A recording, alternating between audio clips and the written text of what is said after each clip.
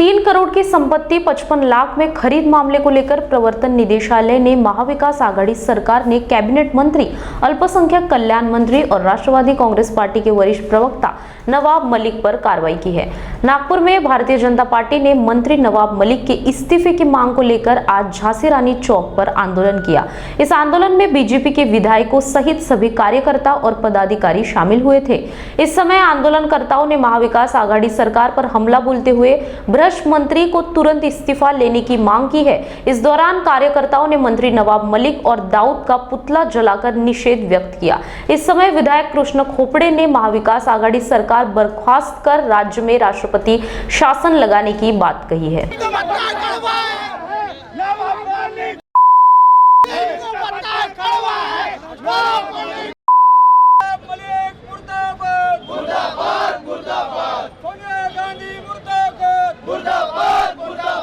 इसके पीछे का रीजन सारे महाराष्ट्र को मालूम है। कल ईडी ने कल नवाब मलिक जी को अटक की। नवाब भाई को अटक हुई ईडी के इसमें वो 8 दिन के लिए उनको कस्टडी मिली है। इस प्रकरण का संबंध डायरेक्ट दाऊद इब्राहिम से मुंबई बॉम्ब स्फोट से है। जिन्होंने मुंबई बॉम्ब्स कराए उनके नाम उसमें आए हैं। ये कोई राजकीय विषय नहीं है। और जिस आदमी को ईडी की कोठड़ी हो रही, उस आदमी का राजीनामा माननीय मुख्यमंत्री जी ने तुरंत लेना चाहिए। माननीय शरद पवार जी ने उनको बोलना चाहिए कि तुरंत राजीनामा दो। और ये प्रथा परंपरा, ये महाराष्ट्र है, ये पाकिस्तान नहीं है। और जिसमें महाराष्ट्र के नागरिकों का खून बहा है, बॉम्ब स्फोट में निर्दोष नागरिकों की हत्या हुई है, जिनके नाम उसमें थे उनके नाम इस प्रकरण में आ रहे हैं। ये बहुत ही शर्मनाक बात है कि मैं राजीनामा नहीं दूंगा, मैं ये नहीं करूंगा, मांगेंगे नहीं। ये शर्मनाक बात है। मेरा आह्वान है माननीय मुख्यमंत्री उद्धव ठाकरे जी से कि यदि नवाब मलिक जी राजीनामा नहीं देते होंगे तो मुख्यमंत्री जी ने उनको तत्काल बर्खास्त कर देना चाहिए।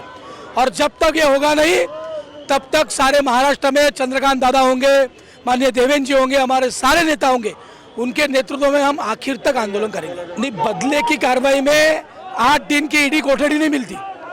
ईडी ने, उनके वकीलों ने वहाँ प्रूफ रखे कि कौन सी जमीन ली, क्या की, कितने मिली, 30 लाख दिए कि 55 लाख दिए, नवाब मलिक हसीना पारकर को क्या मिला, सब दिखाया।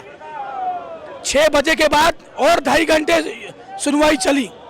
उनके भी वकीलों को पूरा न्याय दिया। उसके बाद 8 दिन की ईडी कोठड़ी मिली है। और न्यायासन पे सबका विश्वास है।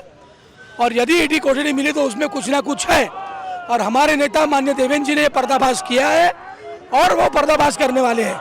इसलिए तुरंत उन्होंने इसका राजीनामा देना चाहिए। नहीं, सरकार तो इन्हें गैर जिम्मेदार बरता हुआ है।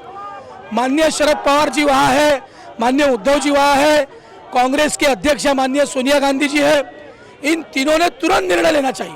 ये कोई राजकीय प्रकरण नहीं है, ये कोई राजकीय नारेबाजी नहीं है। जिस लोगों का मुंबई बॉम्ब स्फोट में, देश में अनेक जगह हुए बॉम्ब स्फोट में संबंध है, उनके साथ का यह प्रकरण है। इसलिए तुरंत राजीनामा लेना चाहिए। उद्धव ठाकरे सरकार ये 2 साल से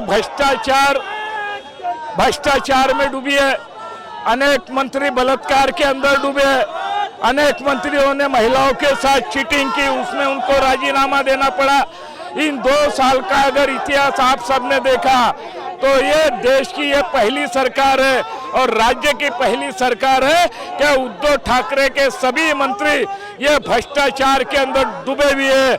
और कल नवाब मलिक ने तो हद पार कर दी।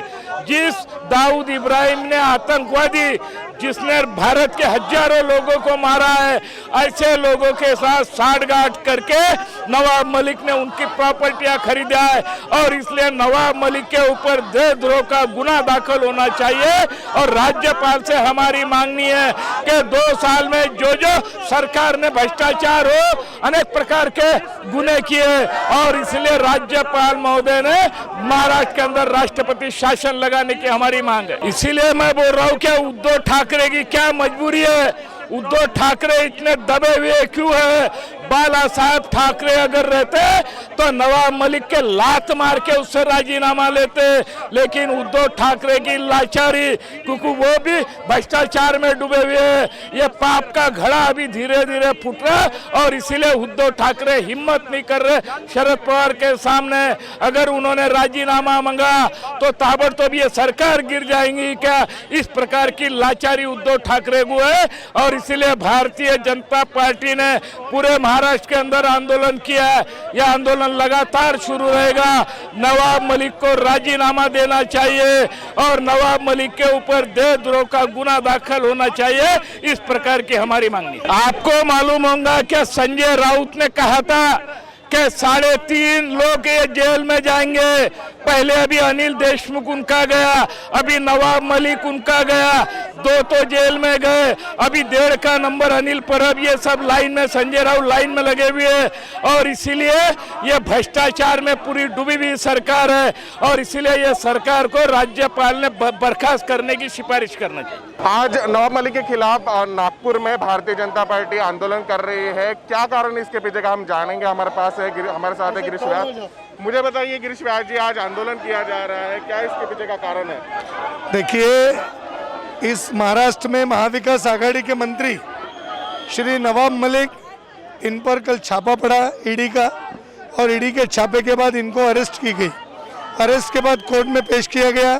उनके साथ सारी जीरा होने के बाद उनको जिस पद्धति से हाई कोर्ट ने 3 मार्च तक की कोठड़ी दी है, इससे साबित होता है कि जो पुख्ता सबूत दिए गए ईडी के द्वारा उनमें कुछ तो भी तथ्य है और उन तथ्यों के आधार पर उन्होंने अब नैतिकता का सम्मान करते हुए अपने पद का राजीनामा देना चाहिए। उनको कोई अधिकार नहीं। जिस दाऊद के इस मुंबई बम ब्लास्ट में जिसका संबंध है, उन सारे आतंकवादी आरोपियों से नवाब मलिक के ठेठ संबंध ये ध्यान में आए। आर्थिक व्यवहार जुड़े, मुंबई का ब्लास्ट कोई नहीं भूल सकता। इस पूरे महाराष्ट्र नहीं, पूरे देश को उसने झकझोर दिया था। कई लोगों की मौत हुई थी। उसके जिम्मेदार लोगों के साथ नवाब मलिक के तार जुड़े। मुझे उनसे अपेक्षा है कि वो अपने पद का त्यागपत्र देंगे और मुझे शर्म आती है कि राष्ट्रवादी के शरद पवार, अजित पवार, दिलीप वळसे पाटिल, जयंत पाटिल, सुप्रिया सुळे, ये सारे लोग जिस तरीके से आंदोलन कर रहे हैं, मुझे लगता है कि शर्म आनी चाहिए ऐसे नेताओं पर कि जो आतंकवादियों को समर्थन कर रहे हैं। पिछली बार जो है नवाब मलिक ने लगातार बीजेपी के लोगों पर हमला बोला था। क्या इसे बदले की राजनीति कहा जा सकता है? कैसे बदले की राजनीति कहेंगे? उनको बोलने का अधिकार है। कल संजय राउत पर भी कोई अगर कार्रवाई होती है तो क्या बदले की राजनीति है? हमारे ऊपर कार्रवाई होती है, हम आंदोलन कर रहे हैं, हमको जेल जाना पड़ता है, कोर्ट जाना पड़ता है। ये रेगुलर क्रिमिनल प्रोसीजर है। इसमें जो होगा सो होगा। फिर कोई भी रहे, केंद्रीय जांच एजेंसी कोई भी हो, वो किसी के दबाव में काम नहीं करती। सरकारें बदलती रहती हैं, इसलिए वो एजेंसियों का व्यवहार बदलता नहीं, उनका व्यवहार एक जैसा है। आज अगर देखेंगे तो उत्तर प्रदेश में एक सांसद को उन्होंने गिरफ्तार किया है। किस लिए गिरफ्तार किया? सपा का सांसद था, पूर्व सांसद। उनके नकली जहरीली शराब से तार जुड़े थे। एक एसएफआई के बॉर्डर पर काम करने वाले कमांडर को कल ईडी ने अरेस्ट किया 3 करोड़ रुपए के लिए। तो क्या इसमें भी राजनीति है? तो राजनीति का कोई अर्थ नहीं। जो अपराध करेगा, जो काम करेगा गलत, उसके खिलाफ ईडी और एजेंसियां काम करेगी, उनका रेगुलर काम। इतना बड़ा मामला है, फिर भी सरकार ने अभी तक जो है इस्तीफा नहीं मांग लिया है नवाब मलिक का। क्या कहना चाहेंगे? पहली बात तो ये है कि शिवसेना के लोग उस आंदोलन में समर्थन नहीं कर रहे हैं, कांग्रेस के लोग समर्थन नहीं कर रहे हैं। ये केवल राष्ट्रवादी का अपना आंदोलन है और राष्ट्रवादी की पूरी परंपरा देख लें तो अनिल देशमुख जेल में बैठे और अभी नवाब मलिक भी जेल में। तो इन सारे भ्रष्ट लोगों को जिस पद्धति से महाराष्ट्र देख रही है यहाँ की जनता, वो आने वाले दिनों में इसका योग्य निर्णय करेगी और उन्होंने तुरंत इस्तीफा देना चाहिए। उनका समर्थन वाला आंदोलन ये राष्ट्रवादी ने तुरंत बंद करना चाहिए। उनके नेताओं को शर्म आनी चाहिए। लगातार जो है मंत्रियों के इस्तीफे की मांग की जा रही है, नवाब मलिक के इस्तीफे की मांग की जा रही है। अगर नवाब मलिक इस्तीफा नहीं देते तो इसी प्रकार से जो है आंदोलन शुरू रहेगा।